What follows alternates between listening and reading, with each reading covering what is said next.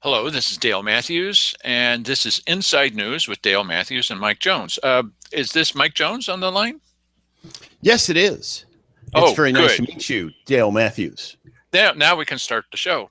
Oh, We're just going to start off with a little news, with a little smaller news story, as we often do. This smaller news story right at the beginning is about the difference between the coverage of county news, and this time about Simon Hare, between us and mediums such as the Daily Courier. And these two pictures say it all. This is Simon Hare as he appears today. Well, it's actually as he appeared on Friday night that he got in trouble and spent the night in jail. He usually isn't has his head down and looking kind of defeated, which maybe you would if you were going to jail. But this is right. what he looks like. This is the Daily Courier's happy, shining future version, past version actually, of Simon Hare. Now, which one is real? Well, this one was real 5 years ago. Okay, to give you an example, here's what I used to look like 5 years ago. Do I look like that now? Yeah. You're very distinguished now, shall we say? This is not the way that I look today. But 5 years ago, I looked just like Tom Cruise, right? Yeah. So Nice. this picture of this faked picture, it really, when you think about it, this is not Simon Hare today. Come on now. So that's the difference between. There's a number of people who say, well, do you really have to name names? Do you really have to, talk about these details? And it's like the difference between a tabletop that's made out of wood, or burl, okay, and one that's made out of plastic. The plastic one can be made to look like wood. There you go. But it's not really wood, but it's very smooth. Ooh, it's smooth and shiny, and it looks so good on the front page of today's Daily Courier. Yeah, but I mean, in if you want to get technical, that is an image of Simon Hare. Yes. Why not just put up his baby picture? Okay. That would be just a little bit older than this one, right? This is what we talk about on Inside News. This is the Daily Courier. And here are the ways that you can say already what you think about this kind of thing. I'm not even mildly perturbed about that kind of stuff. I think this is kind of fakey. Is that what they are today? Okay. Yes. Yeah. Mildly perturbed and really, really fakey. This is fakey, in my opinion. That's not the way that Simon Hare looks today, is it? Go ahead, Mike. Actually, I think what you're showing there is you have left shoulder and right shoulder, but you got them backwards. They should be like this. And one is the bad Simon Hare, tells you the bad things to do, and the other one's the good Simon Hare. Oh, I'm good. Yeah, yes. that's. And they're over each one of your shoulders. They're speaking into your ear. That's. Oh yeah. Yes, that's what I'm saying. I've seen that movie. Okay, and we know just where he was and what was happening in that dorm room. Okay, all right. So, what happened when we first started talking about this story? We're the only ones doing so. Woohoo! Okay, we're the only ones. We said now that the commissioners, we're going to talk about commissioners in a minute, but just a little bit more about this story. Now that the commissioners have signed a deal to give Simon Hare a free chauffeur, a free car, free gas, when Simon Hare goes to these overnight meetings that he loves to go to all over the state, now let's think about it for a second. We're the only people asking this question. How are we going to pay for a union employee to leave their work assignment? They say, oh, they were hanging on and we've barely got enough people as bare bones. They would have to leave, that person would have to leave his or her job, drive Simon Hare around, stay with him all day, stay in a hotel, double hotel bills. Not going to stay in the same room, would you? Okay, and then eat meals and all the rest of this, certain amount of time on the road and all, time and a half, double time. You can't work somebody for 12, 16 hours and they've got to be there. No, this is ruinously expensive, okay? Then suddenly, gee, what a surprise. It's announced by Simon Hare's lawyer, who I spoke to. The only one I know that's spoken to him, I think, is me, on behalf of our show, Inside News. And he announced to me, told me that Simon Hare was going to be driving himself or having somebody drive him. Mm-hmm. So one of the questions we want to talk to him about on our show, and we hope to have him on here. We'll see how that works out. Now that he's got a chance to talk with Simon Hare, should I go on this show? What, are you crazy? How did Simon Hare get home? Because it's very clear that when you refuse a breathalyzer test, they take your driver's license away. I mean, they do it now. How did Simon Hare get home? Imagine the logistics. This is what we do on this show. Imagine the logistics. You're up in Eugene, and you've got to call down to like your parents or something. Oh, that's happy. And then they've got to come up with two people so that they can drive you back in one of the vehicles and have the mom or the dad or the friends or whatever drive back the other vehicle. What a hassle. And you can imagine that this is translated into something that you and I are going to pay for with taxpayer dollars, that kind of thing. Mm-hmm. Here's one other detail that nobody's talking about. What did it say in the letter from the lawyer? Now, we have posted this. We have talked about it. We put it up on our show. One of the things it says in there is, anybody thinking? One of the things it says in there is Simon Hare is going to go in for 30 days, okay, of inpatient treatment. Mm-hmm. This is not outpatient treatment.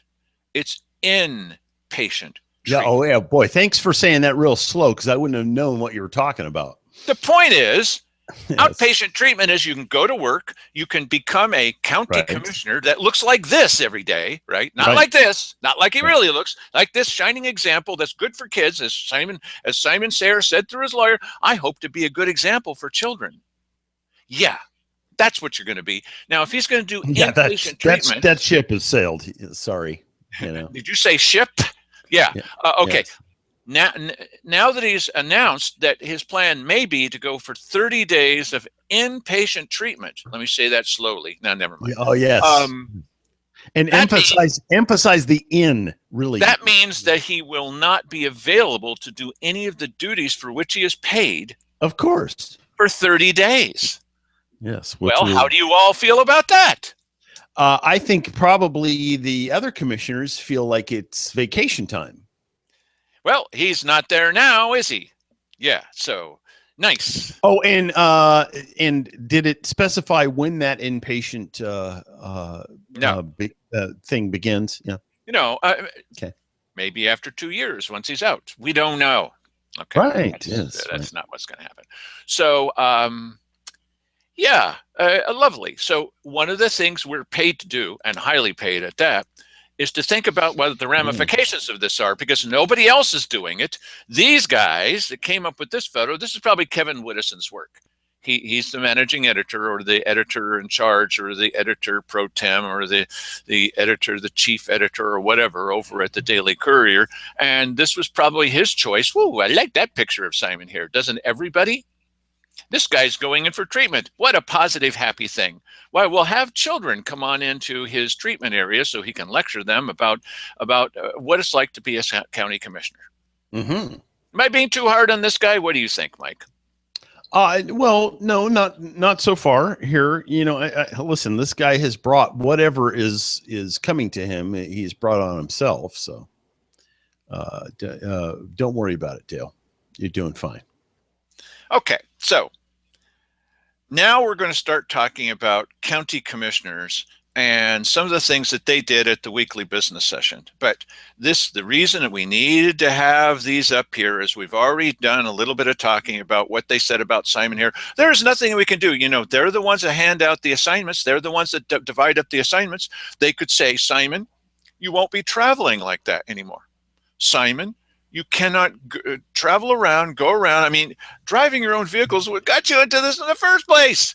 And they could say, oh, there's nothing we could do. Sure, there's something you could do. They could say, you can be now the liaison to any group that meets inside this building. And that's it. Yeah. No more meetings, even in Medford. Ashland. Can't do it. Yeah, Only makes inside sense this to me. building. And yes, obviously they can do that. We can't censor him. Of course you can. Don't lie to us. Okay, so we thought that we'd start off with a whole bunch of lying from the county commissioners because they decided to go into a thing where they were talking about their ethics violations. Oh, really? Well, let's talk about that. And it starts off just the first couple of words from Keith Heck. It's the last meeting of the year. Since it's the last meeting of the year, since it's the last meeting, then he starts talking about the ethics violations. What why would he start off by saying since it's the last meeting of the year? Since it's the last meeting of the year, you won't be able to say anything for a couple of weeks? I think maybe is that what he had in mind? Wait, since it's the last meeting, there's no connection between the last meeting and trying to say that you didn't do anything wrong. You can click on these anytime you want to. Let's watch that first little portion, first little clip from the video. This is their words, and then we'll talk about it and laugh. Being that this is the last weekly business session of the year, the canard that keeps coming back around is that you're looking at a massively immoral, unethical individual because there's been ethics charges filed against me as well as others. Canard. Oh, a canard, yeah. Canard. It's like a duck or something. Okay, yeah. So it's not true that there's been ethics charges filed against him. It's not true that any of them are true. It's not right that any of this stuff has happened. They're disputing the fact that the state found them guilty, and now the next step is what's their penalty going to be? It's a canard, you see, because none of it's true. It's all false. Anytime you wish, everything is false. There's nothing that's true in this world. Right, Mike? Yeah. I'm sorry, a little drop out there. Do you want me to play this video? Please play the next one. Yeah. Okay, here we go. I guess if there's one thing that just sort of really eats at my craw is, 50 years in a Christian ministry, and working with various people across soup to nuts across the board. I've labored hard to have a consistent life as much as possible, and the ethics violation is, spare me the blessing. I don't need that. Oh, well, no, it's on us, Keith. Well, it's really our fault. You saw that card we put up yesterday, get out of hell free card, by blaming the citizens. Keith, the mystery is how he spent 50 years, according to him now, it keeps going up, but at 50 years in the Christian ministry, and then ends up calling people names and treating them rudely and being just really an awful person at these meetings. What happened to him? Was he always like that? Yeah, that's it's really bizarre. 50 years. And in 50 years, you'd think, boy, if you were dedicated in a Christian ministry, you'd think that you would come out the other side of that pretty well schooled on being a Christian. Yeah, you would think so, huh? And this wouldn't be the symbol of your administration. Taking oath of office with your fingers crossed behind your back. Really? Okay, next clip, please. So, as long as everybody understands that the ethics violations of which we are being charged with stemmed from, I think, 6 executive sessions that we had. And on the agenda, it says list number 1, case number 2, and then the 3 used to say, and this was what was done when we took over, and it was set up by the previous legal counsel, and it was not addressed by the current legal counsel because it was not one of those big issues. It said other matters from commissioners. Well, the only problem with that is it never said that. That's the biggest lie from the commissioners today. It never said other matters from commissioners. Now, why would they add in this extra little word? Because the state says, after looking at all the records, it said matters from commissioners. Oh, what's the difference? Right. If there's no difference, why are they now saying something different? Because Well, it sounds like, I'm sorry, I'm asking and answering my own question. Please go ahead, Mike. Sorry. well, and the whole point of putting other or making it seem as though it's other matters from commissioners is that there is this space with which to catch extra items that come up when in reality, number one, you're not supposed to have such a thing. And number two, it wasn't other matters from commissioners. It was matters from commissioners, which made it seem as though they always had this thing where a commissioner could just pull something out of wherever and whip it out there in the executive session. And it didn't have to be specified ahead of time or anything like that. That's what the state said after they, because we can't look at their records because those are secret records. And the previous legal counsel advised them never to do any recordings of this because those could be subpoenaed when or if they ever got in trouble. Oh, okay. So we know from looking at the records that on September 25th, 2013, with Simon Hare as the chair, September 25th, 2013, the idea of matters from commissioners, which is a catch-all phrase, which the Ethics Commission was laughing about. You've heard the audio. They were laughing about that's when it started, September 25, 2013. Okay? The only time it ever said other was one date. See, because look, we're news guys. We can find this out. December 11, 2014, one time, it said other. Okay, other matters from commissioners never happened. Again, the idea behind this is, and why they're saying this, the two of them are saying this now, and you can see them like looking down at a piece of paper a couple of times to get their story straight between themselves. The reason that is, it sounds like, oh, well, occasionally we might have to talk about emergency. These were not emergencies. 6 times for Simon Hare, 34 times for Cheryl Walker. Okay. These were just anything that they wanted to talk about. And we know because the state looked into it, because I filed papers and so did Sandy Casanelli.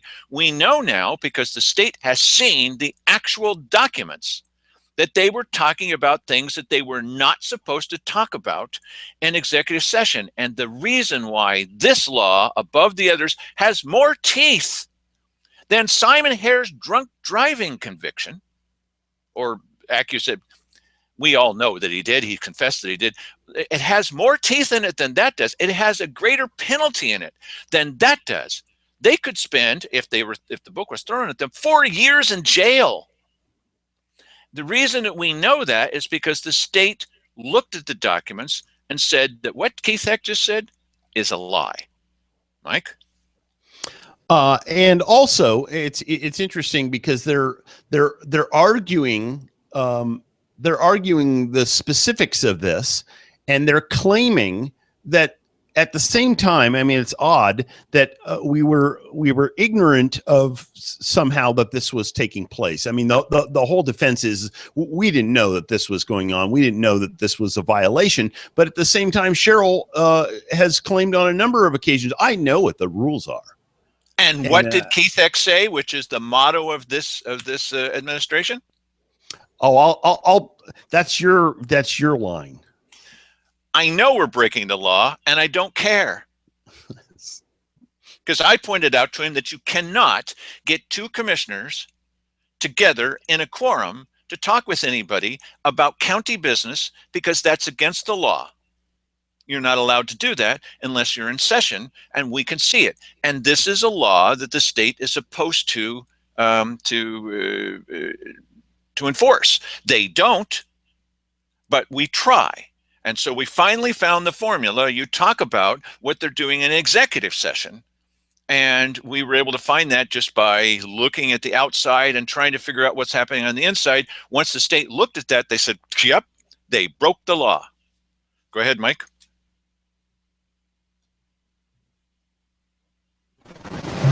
That's the big scream, because we did not delineate out what might be. So it just said other matters from commissioners. Once our legal counsel brought it to our mind, brought it to our attention, we said, oops, okay, we're not going to have that. Oops, oops. Oh, that was a very simple thing. That's all that was necessary. The legal counsel brought it to their mind. There's a problem with that. You want to say what the problem is, or shall I? Oh no, I don't know. So learn us all here. The problem with that is we started mentioning to them about this before Wally Hicks was there. We started mentioning this in September of 2014. We brought it to the attention of the commissioners. We gave them copies of the paper.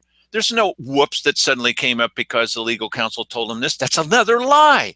Sandy Casanelli told them. I told them. We gave them pieces of paper that showed them what the rules were. We talked to them individually to tell them what the rules were. Before Wally Hicks was elected, we all had high hopes for Wally. I talked to him specifically about this thing. Once he was elected, I went in, and the first thing I said to him is about this thing. We talked to him after he's in for a while, said, can you solve this problem? And it was not solved until we got to the point where Sandy finally said, well, I'm going to file a complaint. And so did I, because they weren't doing anything about it. It's illegal. And is it just us saying so? No, the state said right away, yeah, that's illegal. So this is not one of those, hey, the voting is right along here. Are you mildly perturbed? This is one of those things. This was not one of those little tiny whoops moments. Whoops, whoops. Boy, that is just the worst. The worst kind of characterization. Go ahead, Mike. Next clip. Man, it doesn't mean that every time that there was a legal executive session we had other issues. But if there were, that was the topic under which they were asked about or brought up. Want to take that one, Mike? Yeah, I think we probably pretty well covered that before. I mean, he was just giving an explanation of what we talked about earlier here, that somehow that would be the catch-all. Listen, Cheryl has lectured us on a number of occasions already that she knew the law. I know the law. Nobody has to tell me the law. We know these things. Come on. We're these people up here. You're these people down here. Don't you know that? And this is interesting now that, Keith's going, well, they made us aware of that, and then we stopped doing it. And then Dale's telling us here right now that they did tell him about it. You know what it is that they just think that they can ignore everything that Dale says because they don't like Dale. That's what's going on there. And this just happened the other day. We've seen the video of it on this show where Dale mentioned something when they're talking in the little back room there and saying that there's something that is, this meeting hasn't been notified ahead of time. And Wally says, go ahead with it. And, so anyway, and Cheryl and Keith, I believe, were sitting right there. They know the law. Oh, we know what the law is. Well, if you know the law, number one, why are you asking Wally? And number two, why are you continuing on? Well, look, here's another thing, and this is verifiable. See, this is the thing that this is mystery to me. Since it's all verifiable, why are they saying this? Because we know that on January 15th, Sandy Casanelli gave her a complaint copy to everybody. She sent it to the commissioners.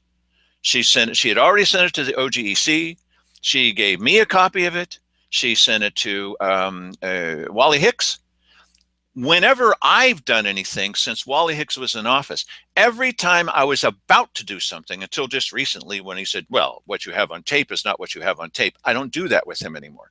I would always tip my hand to Wally because I believed at that moment that he was on the side of the people that elected him. So every time I said anything to anybody, we're going to have a show tonight where we're going to criticize the commissioners. We're going to have a show tonight where we're going to talk about this.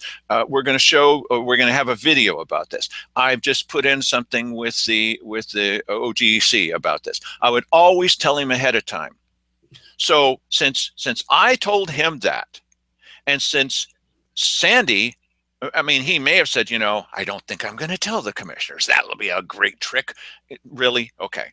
So since Sandy made sure that everybody got a copy of her complaint, because we both put them in, the OGC decided to just look at hers. They said mine was a duplicate. It wasn't, but okay, whatever.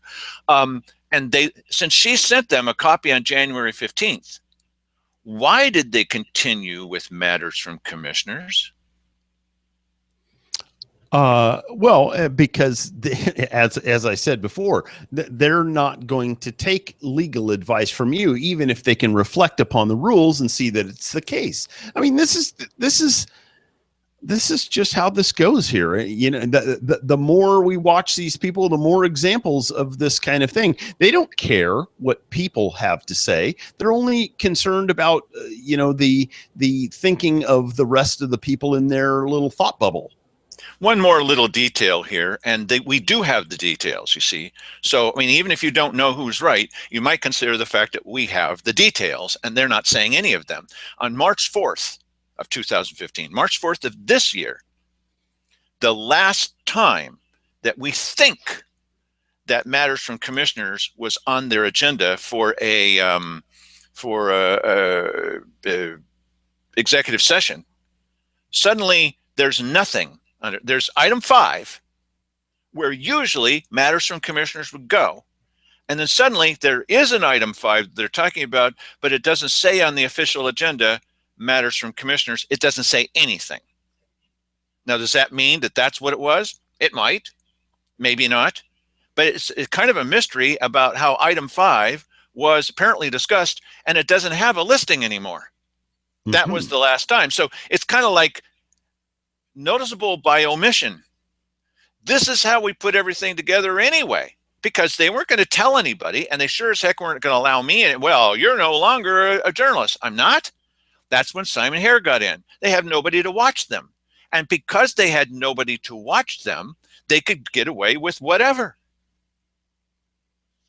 That's why this happened, because there was nobody saying anything. Go ahead, Mike, play the next clip, please.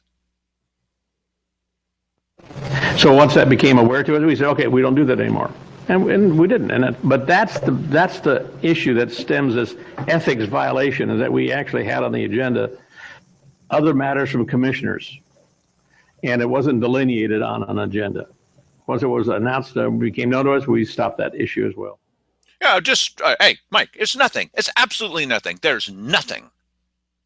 No problems. What's the matter with you? Are you an out-of-control journalist? What does it mean to be in control? The commissioners are approving what you say? They hand over a press release to the Courier and they print it verbatim? Is that what in-control journalist means?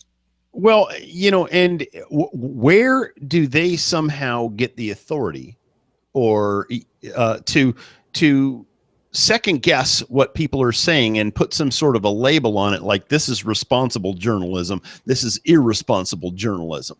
Now, you can have your own private opinion on that, but government shouldn't have any opinion on that whatsoever. I think we can go all the way back to the First Amendment on that. We have freedom of the press, and it's none of their business. What you're printing in there. They don't have a call when it comes to whether or not what you publish about them or any other topic is good, bad, or indifferent in terms of journalism. Well, as the lady said to me once about the newspaper that we were doing, the one that we were printing, and the Courier was stealing, literally stealing, and throwing it away, although it's free. As the lady said to me, here's the buttons, who gave you permission to print a newspaper or to have a television show? Who gave us permission to do this, Mike? Yes. But of course, we don't know who that lady is. So even if you did press one of these buttons, we couldn't send her an email to tell her. But you're seeing exactly the same kind of attitude from these guys. What was it that we were doing that suddenly, after 8 months of being a recognized media person, you're watching something? No, you're not. You're not watching anything. According to Wally Hicks, you're really not seeing anything at all. Okay. According to Cheryl Walker, she's made it clear. She made a couple of speeches about this. What you're now watching is the reason why there's no economic development in this area, because businesses have told her many times, we're not going to move there because of badcounty.com. Right. Okay, so all of a sudden, after 8 months of going to executive sessions, then suddenly Simon Hare decides you're no longer media. Based on what? He wouldn't say. Based on what? Why am I no longer media? Based on his ability to make the call. That's Simon Hare. There you go. Okay. So now we know the kind of governance of Simon Hare. You're going to want to recall that guy? What about the other two? They just sat right there and chortled with joy. They don't want somebody there that's going to be covering. But isn't that an indication right away? The people they do wish to have there, what does that say about them? I think it says more about who we are than it and who the courier is not, or Cajo. Well, play the next clip, please. But it's not like the idea that, ethics violations means we're out doing some stupid stuff, or I'm out doing some, whatever it is. Really? Well, if he's not out there doing whatever it is, let me call this up. This is delicious. It's unbelievable. Wait till you see this. This is a still from that video, which you're about to see. Here's the clip. This ethics. It's ethics. There's nothing to this ethics. Watch and listen to this. It's the best audio I could get. This is why they want us so far away from them. Go ahead, Mike.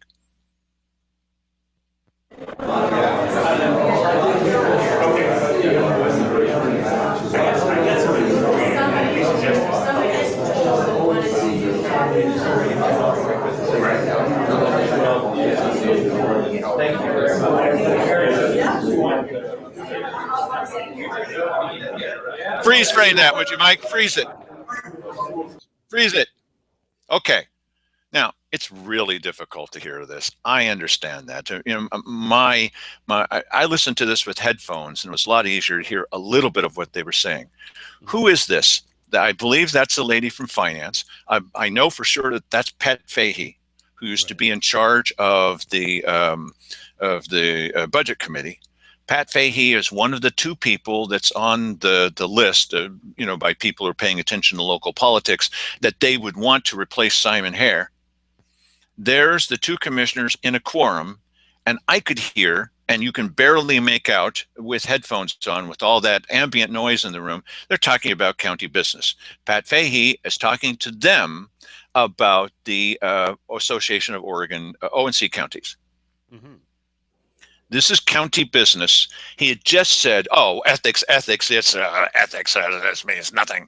And now, what are they doing? That's why it says, over my shoulder here, on this little thing, breaking the law again. They couldn't even wait to the next meeting. We caught them breaking the law. And go ahead, Mike. This is why they tried to come up with the rule. This was Keith's rule, Cheryl's rule. The two of them together tried to come up with the rule that once we're in that room with them, we cannot start taping until Keith Heck calls the meeting to order. Oh, it was Keith Heck's idea. That's right. And as soon as he says the meeting is over, we have to stop taping. Really?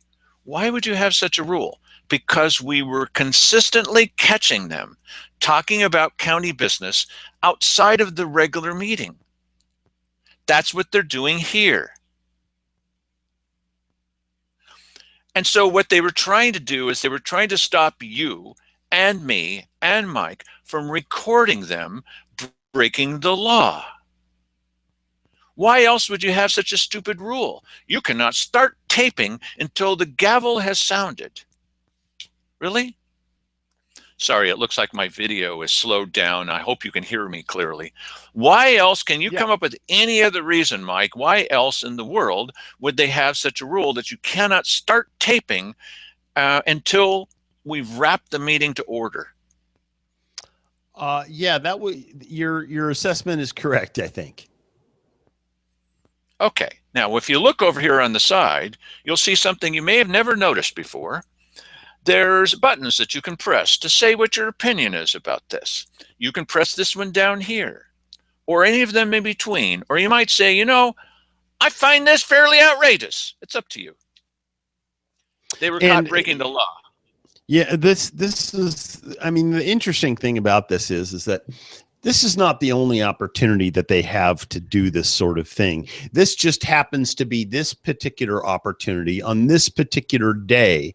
They could have, you know, had this out the back door of the Ann Basker Auditorium, and you probably never would have seen it. But But what does this say about their attitude? oh, they're not thinking about the appearances of whether or not they're breaking the law or not. They're not thinking. And listen, Cheryl has been bragging on her you know, her legal credentials here, you know, and how she understands this stuff so much better than everybody else, and she knows the rules. And you know, I mean, here you're looking at what that gets you. Apparently, you know, she needed a couple of more years of law school or something. Look, here's the other point, and I've mentioned this a couple of times. Look, it's obvious that Simon Hare has done some wrong things, and he's gotten in trouble, and he could have gotten us all in a lot more trouble if somebody had died. But it seems obvious to me that the whole bunch of these guys could technically get in more trouble from this kind of violation than Simon Hare could get into. He could lose his license, okay? But if they threw the book at them, I've already said this, they could get 4 years in jail. That's a serious crime. And they're doing it again, right here, right in front of you, right in front of you. Now, just a little sort of funny side note. It's not easy to find something funny about this. The reason this quorum broke up is that Vivian Kirkpatrick Pilger went over to that area where they were. And I thought, oh, this is good because I can't leave the camera. It could fall over and burst into flames. And so she goes over there and she's headed toward them. And suddenly the quorum is broken, right? They're all going different ways. Why did she go over there? To throw her arms around Cheryl Walker.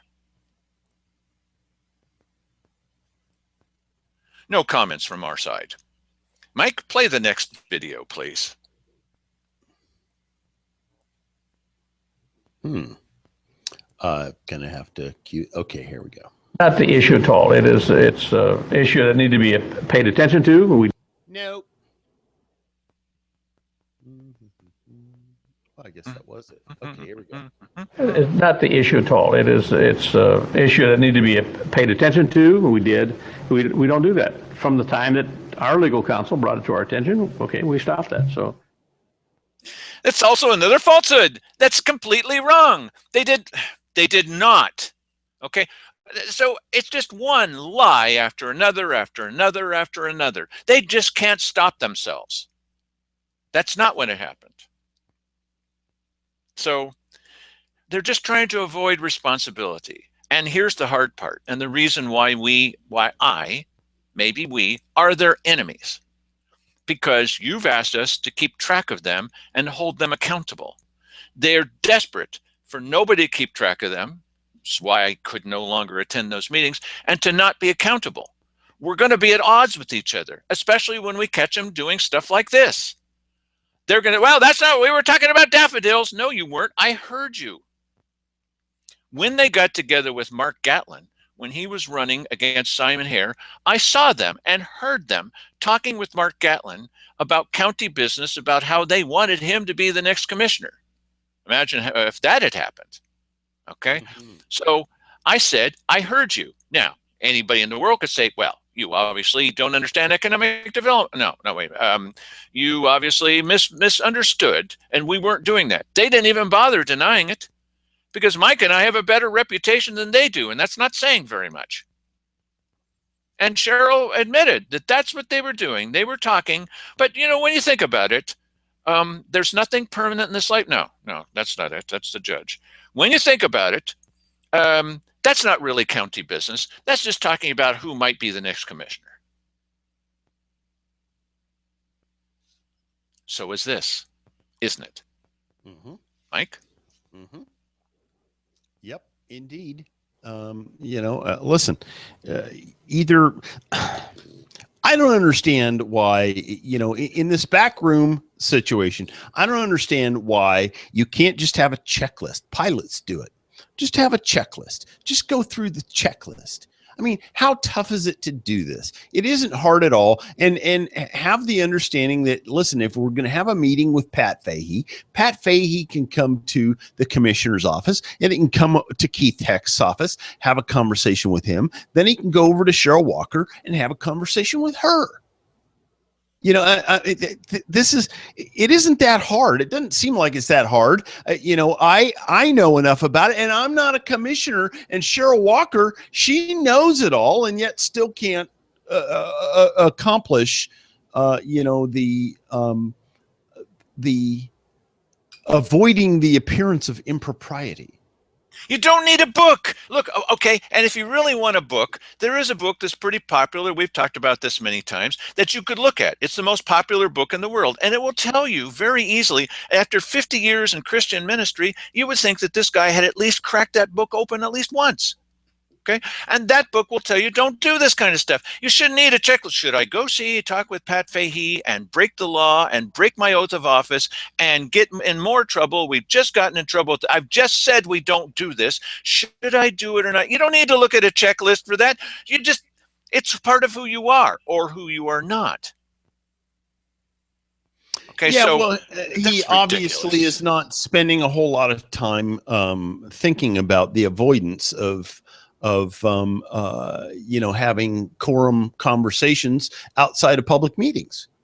No, he's just thinking how to make it look like that. Oh, well, how can you possibly say that I'm an immoral guy? I'm certainly as moral as the day is long, and now I'm going to go prove it over in the corner.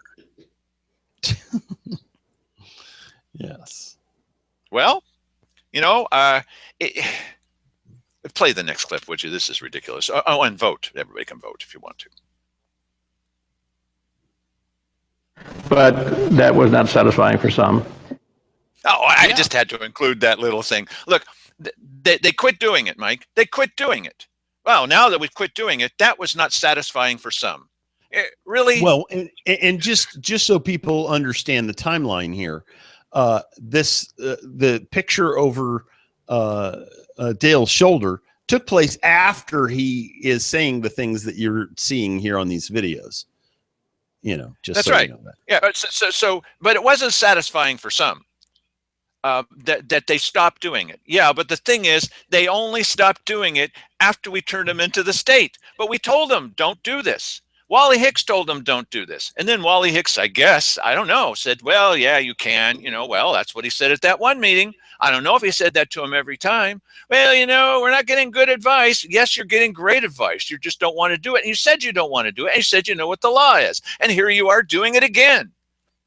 I don't even understand how you could be clicking on this one. I just don't understand it. But anyway, what we're doing is we caught them again at the same time that they're making fun of us. Oh, that just means nothing. Why? They just file this stuff and try to see what sticks against the wall.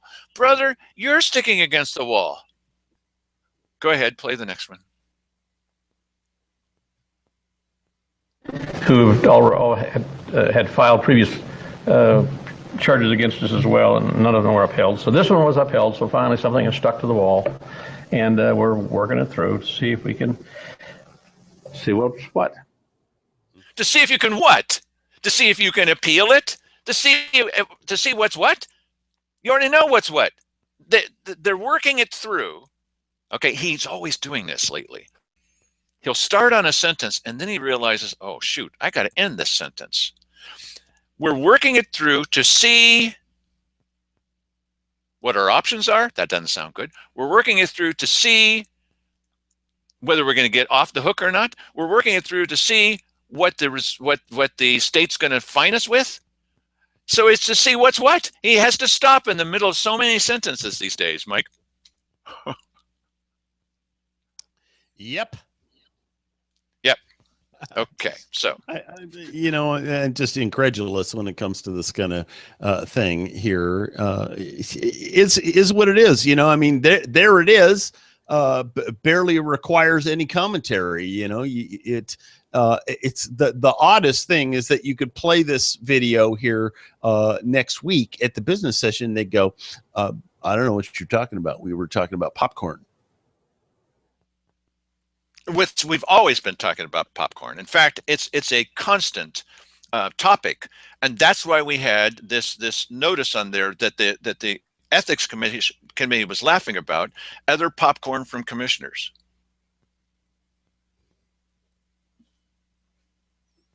They said that it was a guise to continue talking on illegal subjects during you're in trouble when the ethics commission calls what you're doing a guise to do something else.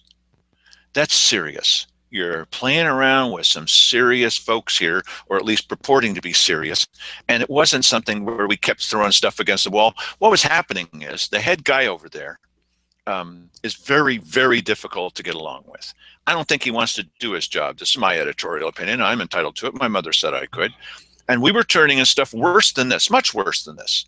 Well, we're not gonna, that's just, I think the reason why Simon Hare was always saying, why don't you turn this into the ethics commission? Ha ha, because that's their guy, and he wasn't going to do anything. And now with this whole deal that happened with the governor, now there are people who are looking at that particular group headed by that particular guy, Ron Burson, and they're saying, hey, are you doing your job over there? And so after all of these things that we put in, we cut them on tape. We've got them on videotape. We've got their documents. Yeah, well, you kept throwing stuff against the wall, and I guess this one stuck. Yeah, well, it should have stuck every single time because you've been breaking the law all those times, and we have proof of it. This time, it just had piled up so high, they couldn't ignore it anymore. Go ahead, play the next little clip. But it's not the idea that there's, and I resent the implications that somehow I'm an unethical individual. I'm sorry, I'm not going to just kowtow to that kind of baloney. Okay, that's almost all the time that we have for tonight's show. On tomorrow's show, we just can't go for 2 hours on this. On tomorrow's show, in comes Cheryl Walker, who's going to lecture us all about why this means absolutely nothing and always will mean absolutely nothing. And they haven't been given a fair chance to do anything. And they didn't, nobody interviewed them. Mike knows the answer to this, easy as falling off a log. Mike, why did nobody at the Ethics Commission interview Cheryl Walker or Keith Heck?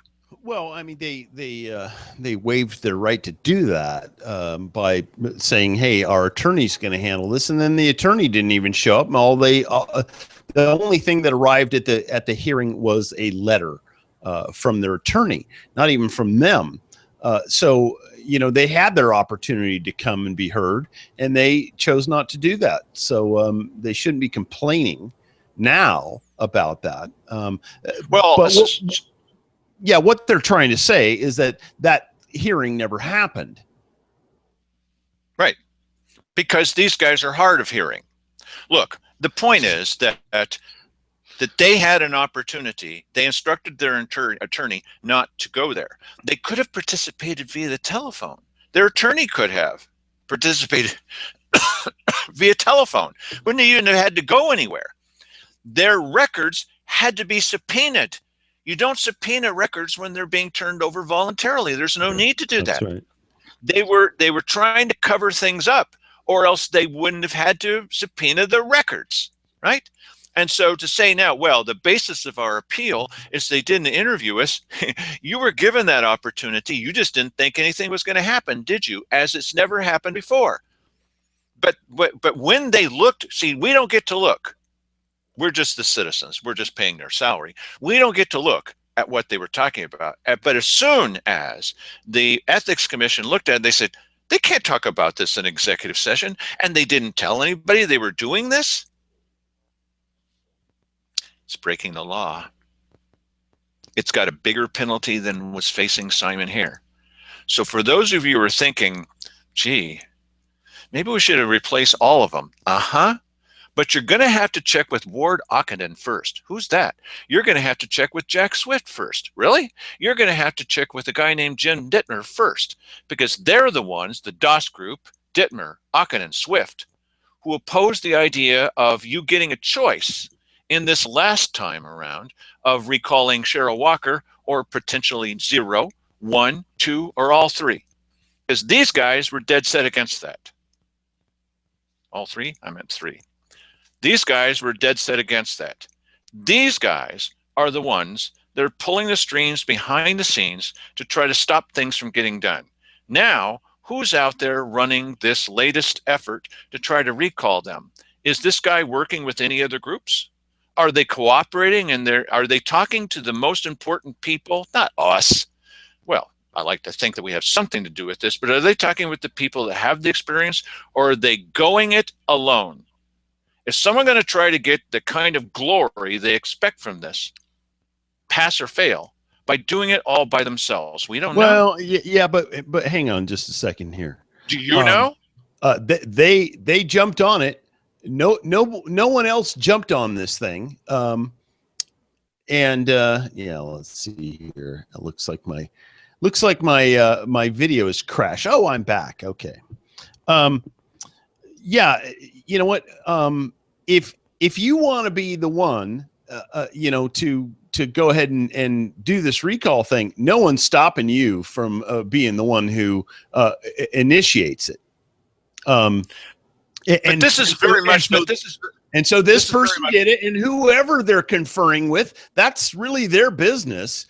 And you know what? I mean, they're going to get plenty of input from other people, but I think they're the ones who got off the dime and went and filed on the thing. So okay, but we've seen this in the past where, for some reason, especially with the groups that we like them, we like these people, we're cooperative with them, we're trying to do what we can.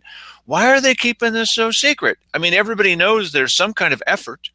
And so why don't you get all kinds of people together, get different groups together?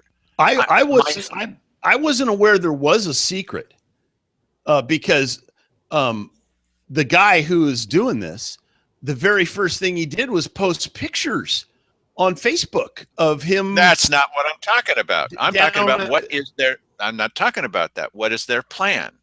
What's their timeline? We know what date they say they're going to start. Do they have a timeline? We provide them with a timeline because they weren't.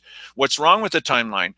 Yeah. Where is the place you're supposed to go to turn in your papers? Where is that place going to be? Well, listen, this thing doesn't start in earnest until the 29th. The petitions, we got a whole week. So. Yeah, the petitions won't even be available. And here's the other thing is, listen, I realize that you're engaged into the center of this kind of stuff, so you feel like you need to be in the middle of it. This guy doesn't have to tell anybody anything if he doesn't want to. He sure doesn't have to tell anybody. And he's fully within his rights to not do that if he doesn't want to. He doesn't have to let anybody else in on the process. He doesn't have to confer with people. He doesn't have to consult with people about this thing. And why should he? I wouldn't condescend to come in. No, I wouldn't. I wouldn't condescend to come in and tell him, hey, this is how you got to do this thing. Oh, I don't mean that, but you would let everybody know, as we always do, everything that's happening. Of course you would. We do that all the time. Oh, okay. Yes. But what I'm saying is that, this guy has the right to do this however he wants to do it. And he'll either pass or fail on the thing. And that's we all will, won't we? Him. Yeah. Yeah. We're all gonna succeed together, or we're all gonna fail together. That's nice. One can only hope that maybe this guy will watch this show and start telling various people. Don't have to tell us, but a couple people watch this show. We might be able to help pass the word. Okay, we have supplied the best thing that we can do about what a potential timeline would be, how many signatures are going to need by what date. We are trying to contribute to the cause. We are trying to do that. Doesn't mean that you have to ask people to help. I think it would be a stellar idea to ask people to help, but hey, don't if you don't want to. Now, Okay.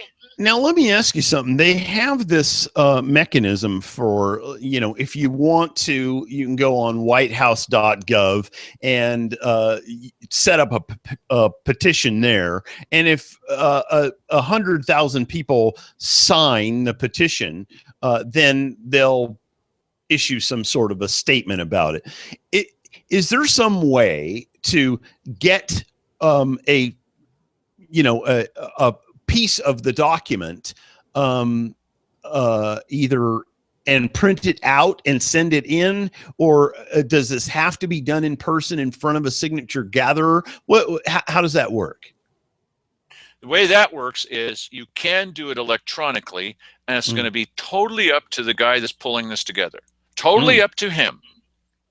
And he's going to be the lead petitioner, and he will make all these decisions about what people will be allowed to do, how they'll be allowed to do it, what the timeline is going to be. The whole thing is in his hands, completely in his hands.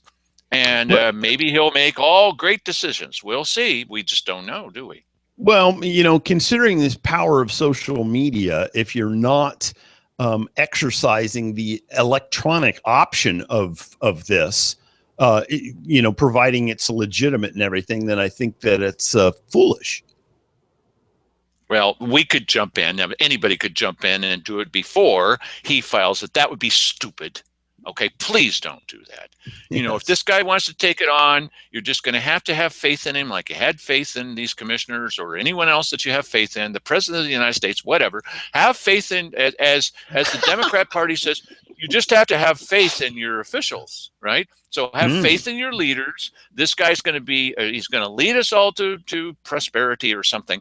But what we can do in the meantime is we can try to keep you informed. If we ever get a chance, we can try to keep you informed about that. We'll tell you what we know. We'll let you get a chance to give some feedback. And we're going to run a new poll. Our new poll is going to be, and we'll pass this along to the commissioners, and it'll be a legitimate poll, unlike the Courier. And we proved that live on the air. Mike took a risk. He did it live on the air. And yep, it turned out that it was a fake poll on the Courier. We've done it before. This one will be, do you feel, but you better call War Docket in before you do this. Do you feel that, that there need to be 0 recalled, 1 of them recalled, Simon Hare, 2 of them recalled, or all 3 of them recalled from county commissioners? And while you're at it, maybe one of these days we'll have one for the mayor and one for Dan DeYoung and all the people to think along that same line. And we'll give you a chance to weigh in. Woohoo! And somebody's asking your opinion. And it will be a legitimate, scientifically applied, completely rigorous kind of poll. And who are those guys that always come out with the envelope at the Oscars? and we'll have an armed guard. Some auditing agency, yes. The same auditors that didn't catch the fair board running, having multiple bank accounts and nobody. Yeah, we'll get those auditors. I don't know about scientific application. I mean, I think in that particular case, you sort of it has to be random in some way. And this, of course, is not. It's either on these videos here, or we put the poll out on Facebook or something like that. And I think because of that presentation, it's very, very difficult to call it scientific. It certainly is better than what the Courier is doing, because what the Courier is doing is something that allows you to vote again about every 5 minutes. And that, of course, is not what we're doing. As soon as you vote, it locks you out from future votes. So, well, we'll tell you about when you can get involved with our poll, and then we'll take the results from our poll. We'll take that poll itself, and we'll go after the commissioners by wielding that pole. We'll get a real pole. Yes, and it'll be a Festivus pole. Yes. Thank you very much, everybody, for joining us this evening. We will continue with more hilarity tomorrow with Cheryl Walker explaining how they never break the law, and it's just a bunch of disgruntled citizens that they don't know what they're doing.